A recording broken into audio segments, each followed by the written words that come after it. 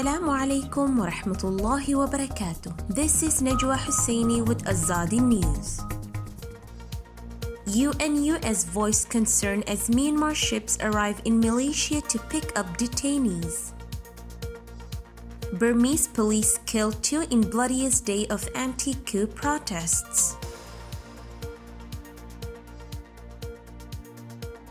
The UN Refugee Agency said on Saturday at least 6 people registered with it were among 1,200 Burmese nationals to be deported by Malaysia next week, while the United States voiced alarm that the plan could put deportees' lives at risk. The comments came as Burmese naval ships arrived in Malaysian waters to pick up the detainees. Malaysia will deport the Burmese citizens, including asylum seekers, after Burma's military, which seized power in a February 1st coup, offered to send Navy ships to pick them up, officials and refugee groups say. Malaysia has vowed not to deport Rohingya Muslims or refugees registered with the UN High Commissioner for Refugees UNHCR. But concerns over deportation of unregistered asylum seekers persist as UNHCR has not been allowed to interview detainees for more than a year to verify their status. Malaysia does not formally recognize refugees and arrest them along with other undocumented migrants. Confirming the planned deportation of 6 persons of concern registered with it, the UNHCR said it has asked authorities not to send back those in need of international protection. We are concerned that there may be others of concern to UNHCR in the group, Yanti Ismail, a spokeswoman for the agency, told Reuters in an emailed statement. Right groups have asked Malaysia to scrap the deportation, saying it would endanger the deportees. Some of the deportees include people from Myanmar Muslim and Chin communities who arrived in Malaysia fleeing conflict and persecution at home.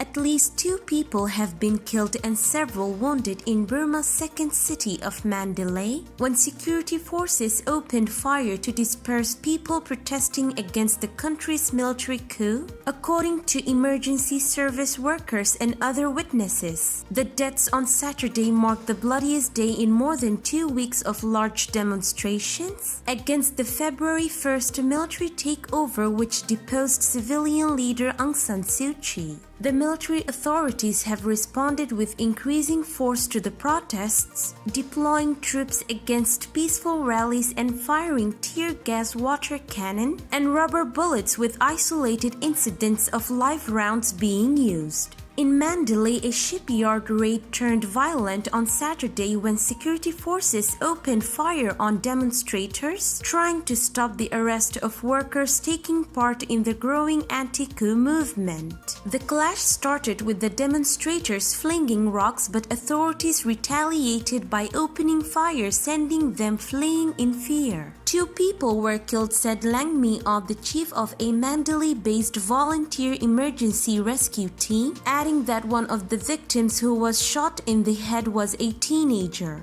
The death toll was confirmed by another emergency worker on the scene who declined to be named for fear of repercussions. One under 18 boy got shot in his head, the worker told AFP news agency. Local media reported more than a dozen people were arrested after the clash.